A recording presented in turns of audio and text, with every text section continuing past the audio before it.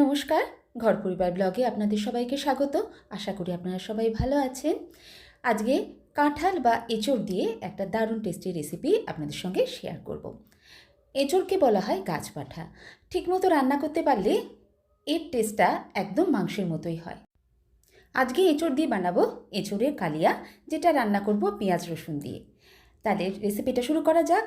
রেসিপিটা শুরু করার আগে আপনাদের বলে রাখি, রেসিপিটা যদি ভালো লাগে লাইক আর সাবস্ক্রাইব করতে ভুলবেন না। তাহলে শুরু করা যাক আজকের রেসিপি। প্রথমেই আমি এখানে কড়াতে খানিকটা জল গরম করতে বসিয়ে দিয়েছি। জলের মধ্যে দিয়ে দিলাম একটু নুন আর দিয়ে দেবো একটু হলুদ। এই নুন হলুদ জলের মধ্যে আমি এঁচড়গুলোকে দিয়ে প্রথমে সিদ্ধ করে নেব। হাই ফ্লেমে রেখে 5 থেকে 7 মিনিট এঁচড়গুলোকে আমি সিদ্ধ করে নেব।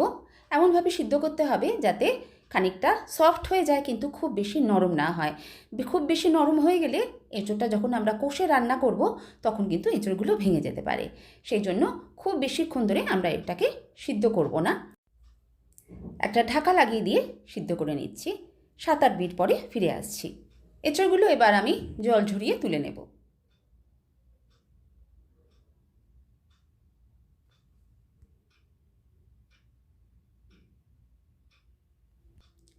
এবার কড়ার মধ্যে দিয়ে দিচ্ছি সর্ষের তেল। তেলটা গরম হয়ে যাওয়ার পর প্রথমে আলু ভেজে নেব। এঁচড়ের কালিয়ার মধ্যে আমি একটু আলুও দিচ্ছি। আলুগুলোকে প্রথমে ভেজে নেব। আলু ভাজার আগে তেলের মধ্যে একটু নুন আর হলুদ দিয়ে দিচ্ছি। আমি এখানে একটা বড় সাইজের আলু নিয়েছি আর আলুগুলোকে এইভাবে টুকরো করে নিয়েছি।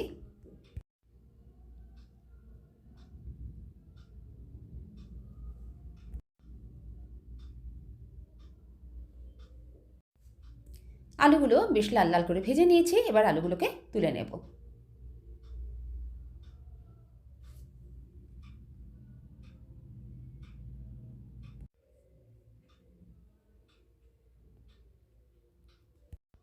এবার ওই তেলের মধ্যে এঁচড়গুলোকেও ভেজে নিচ্ছি।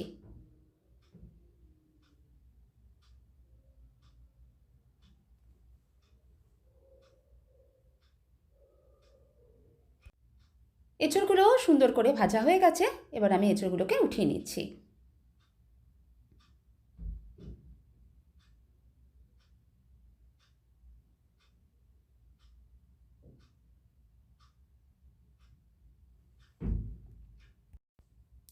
কড়াতে আরেকটু তেল দিয়ে দিচ্ছি। তেলটা গরম হয়ে গেলে এবার ফোড়নে দিয়ে দিচ্ছি তেজপাতা, শুকনো লঙ্কা আর দিয়ে দেবো গোটা গরম মশলা, ছোটো এলাচ আর দারচিনি, আর দিয়ে দিচ্ছি সাদা জিরে। ফোড়নগুলোকে প্রথমে ভেজে নিচ্ছি।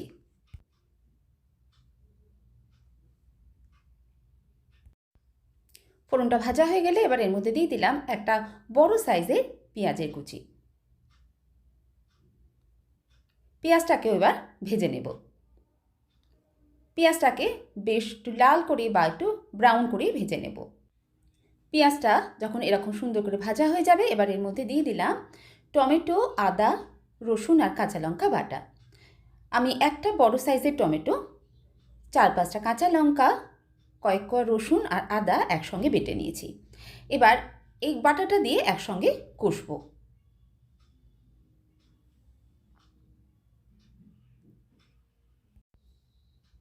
সমস্ত মশলা ভালো করে কষে নেওয়ার পর এবার এর মধ্যে দিয়ে দেবো কিছু গুঁড়ো মশলা। প্রথমেই দিয়ে দিলাম হলুদ গুঁড়ো, অল্প একটু জিরে গুঁড়ো, 1 চামচ মতো ধনে গুঁড়ো, আর দিয়ে দিলাম কাশ্মীরি লঙ্কার গুঁড়ো। এতে রান্নার কালারটা খুব সুন্দর আসবে। ঝালের জন্য লঙ্কা আমি আগেই বেটে দিয়েছি। এবার সব কিছু ভালো করে কষে নেব। আর মশলাগুলো যাতে ভালো করে কষা হয় এই জন্য দিয়ে দিলাম অল্প একটু জল। যে মিক্সারের জারের মধ্যে মশলাটা পেস্ট করেছিলাম সেটা ধুয়ে একটু জল দিয়ে দিলাম। এবার এই গুঁড়ো মশলাগুলো ভালো করে কষে নেব যতক্ষণ না এর থেকে তেল ছেড়ে আসছে। মশলাটা এখন খুব সুন্দরভাবে কষা হয়ে গেছে আর সাইড থেকে বেশ তেলটাও ছাড়তে শুরু করেছে। এবার আমি এর মধ্যে দিয়ে দেব ভেজে রাখা আলু আর এঁচড়গুলো। সমস্ত মশলার সঙ্গে আলু আর এঁচড়টাকে এবার ভালো করে কষবো। চিকেন বা মাটন রান্না করার সময় আমরা যেভাবে ভালো করে কষে নিই এখনও কিন্তু সুন্দর করে কষতে হবে, আর এই কষার ওপরই রান্নার টেস্টটা নির্ভর করে। একটু সময় নিয়ে ভালো করে কষবো। এবার আমি এর মধ্যে দিয়ে দিলাম স্বাদ অনুযায়ী নুন। মিডিয়াম ফ্লেমে রেখে এঁচোড়টাকে আমি ভালো করে কষে নিচ্ছি।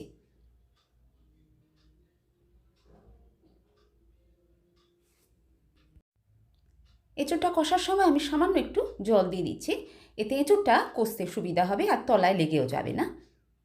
অল্প একটু জল দিয়ে এঁচোড়টাকে আমি আরও 5 থেকে 7 মিনিট কষে নেব।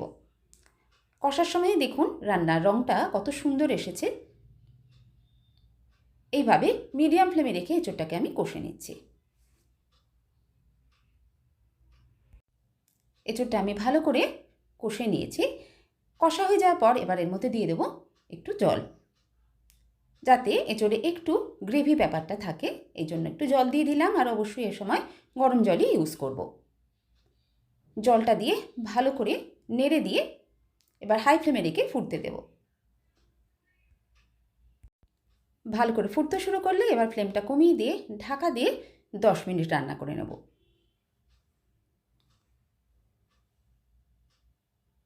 এঁচোড়ের কালিয়া এখন খুব সুন্দরভাবে রেডি হয়ে গেছে। এবার আমি এর মধ্যে দিয়ে দেব গরম মশলার গুঁড়ো। এইভাবে ঢেকে রান্না করলে এঁচোড়টা খুব সুন্দরভাবে সফট হবে। এঁচোড় যদি সফট না হয় তাহলে কিন্তু খেতে ভালো লাগবে না। আর দিয়ে দিচ্ছি ঘি।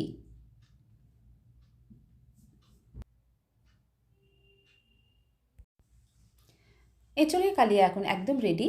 ঘি আর গরম মশলাটা মিশিয়ে নেওয়ার পরে গ্যাসের ফ্লেমটা আমি অফ করে দেব।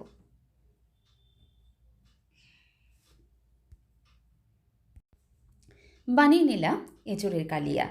এঁচোড়ের কালিয়া যদি এইভাবে রান্না করা হয় তাহলে কিন্তু মাছ মাংসকেও হার মানাবে। কালিয়াটা কত সুন্দর দেখতে হয়েছে সেটা নিশ্চয়ই দেখতে পাচ্ছেন। এই রকম মাখা মাখা গ্রেভি থাকবে, আর যে কাঁঠাল বা এঁচোড়টা সেটা গোটাও থাকবে, অথচ সুন্দরভাবে নরম হবে, মুখে দিলে মিলিয়ে যাবে, তবে কিন্তু খেতে সবচেয়ে বেশি সুন্দর লাগবে। খাওয়ার সময় বোঝাই যাবে না যে আপনি এটা এঁচোড় খাচ্ছেন না পাঁঠার মাংস খাচ্ছেন। এতই সুন্দর এটা খেতে হয়, তাই জন্যই এঁচোড়কে গাছপাঠা বলা হয়। অবশ্যই এইভাবে একবার করে দেখবেন, আশা করছি আপনাদেরও ভালো লাগবে। এরকমভাবে এঁচোড়ের কালিয়া রান্না করলে গরম গরম ভাতের সঙ্গে, পোলাওয়ের সঙ্গে, রুটি, পরোটা যা দিয়ে খাবেন সব কিছু দিয়ে কিন্তু দুর্দান্ত লাগবে। আশা করছি রেসিপিটা আপনাদের ভালো লাগবে। ভালো লাগলে একটা লাইক আর শেয়ার করার অনুরোধ রইল। আর আমার চ্যানেলটাকেও সাবস্ক্রাইব করতে ভুলবেন না। সাথে থাকা বেল আইকনটাকেও প্রেস করে দেবেন, যাতে আমি যখনই কোনো রেসিপি আপলোড করি সেটা আপনার কাছে সরাসরি পৌঁছে যায়। আজ এই পর্যন্তই। আবার কোনো নতুন ইন্টারেস্টিং রেসিপি নিয়ে আপনাদের সঙ্গে দেখা হচ্ছে। অবশ্যই আমার পাশে থাকবেন। পুরনো বন্ধুদের আমার পাশে থাকার জন্য অনেক ধন্যবাদ। আর নতুন বন্ধুদের আমার চ্যানেলে স্বাগত জানিয়ে আজকের ভিডিওটা আমি শেষ করছি। সবাই ভালো থাকবেন, সুস্থ থাকবেন, আনন্দে থাকবেন।